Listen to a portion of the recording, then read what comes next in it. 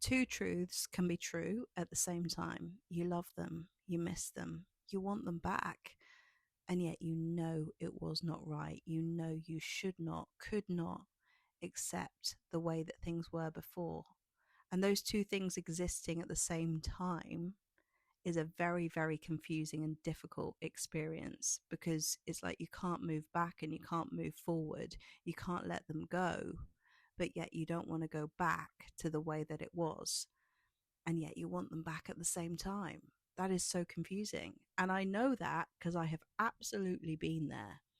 And I don't ever want it to come across in any of my videos that I'm talking about avoidance or you as the situation which is just so clear.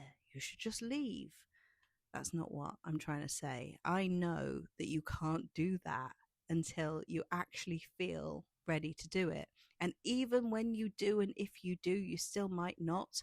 And you still might feel like you love and miss them for a very, very long time, and nobody can rush you out of those feelings, and it is messy.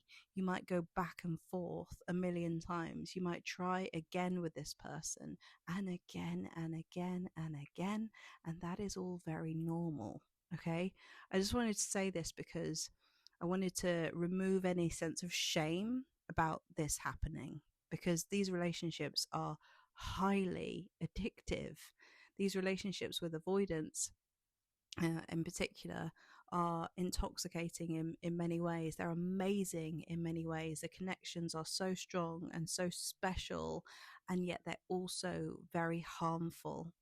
And it creates this hellish kind of purgatory of not being able to move forward and not being able to move back. And if you're there and you've been back and forward and back and forward, and you think, oh my God, why am I doing this? Or why can't I let go? I know I should let go, but I can't. I just wanted to say that I see you in that experience, and I was absolutely there. When me and my ex-partner broke up, it wasn't just like, right, I've done it, we've broken up. Then it led into months and months of back and forth, and me negotiating with myself, and negotiating with him, and trying to be okay with things that I wasn't okay with. And literally it's very back and forth, and I think you just have to accept that that's part of the process. I had a really loving, compassionate friend who never judged me and never rushed me. And she used to just say, I know you're going to be okay. I know you're going to get there. I know you're going to get the full circle moment that you need with this for you. And you won't get it through this person, you'll get it through you, but it'll happen as and when it's ready to happen for you. And you can't rush letting go. You can't force yourself to let go. Sometimes you have to go through the back and forth in order to get the insights and the lessons and the acceptance that you truly need in a situation for a person. Okay. So this is something that I wanted to say, just because someone, and maybe I've had these kind of comments before where maybe it's come across as like I'm saying, this avoidant is someone that you should walk away from or something. And I'm really just sort of stating sometimes quite hard to hear things that you may or may not be ready to hear, or might not be there yet, or it might not be for you. It might not be the message for you.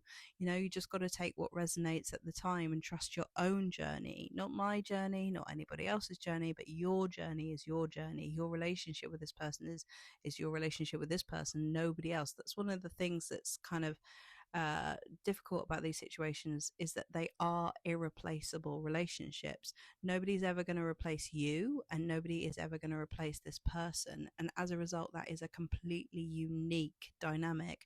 And I think it is one of the things that's comforting, in that no one will ever replace you. No one will ever take that away. Your relationship with them is completely like a tattoo that is only made that way, only once. Okay. And that is one of the things that makes you want to hold on to it and hold on to it. But it's about you really coming back to yourself at the end of the day. It's about you being honest with yourself. It's about shedding the layers of beliefs and self-doubt, and really coming into your own sense of confidence and self-trust that helps you know what's right for you, what's not, what you can tolerate, what you can't tolerate. But in my opinion, it's not that we should be tolerating anything. It's about being in acceptance, and that acceptance is what creates transformation in relationships. And only when we're in acceptance of what is and what isn't can transformation actually happen. So, if you want to experience that sense of transformation within you, this is what I help my clients to do.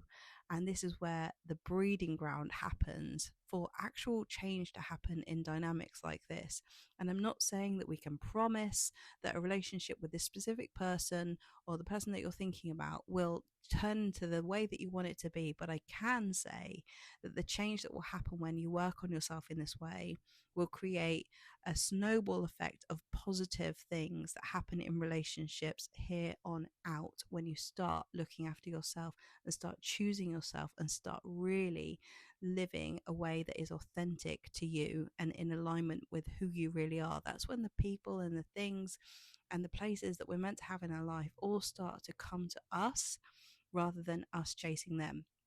So if you want any more information about what I do, you can find out in the links below. I've got 25% off my one-to-one coaching for a very short time till the end of the month. There is only a few spaces for the packages available now. I think there's 3 left, maybe 4. But you can find out about those in the link below. Use the discount code May25, and I'll see you in the next video. Bye.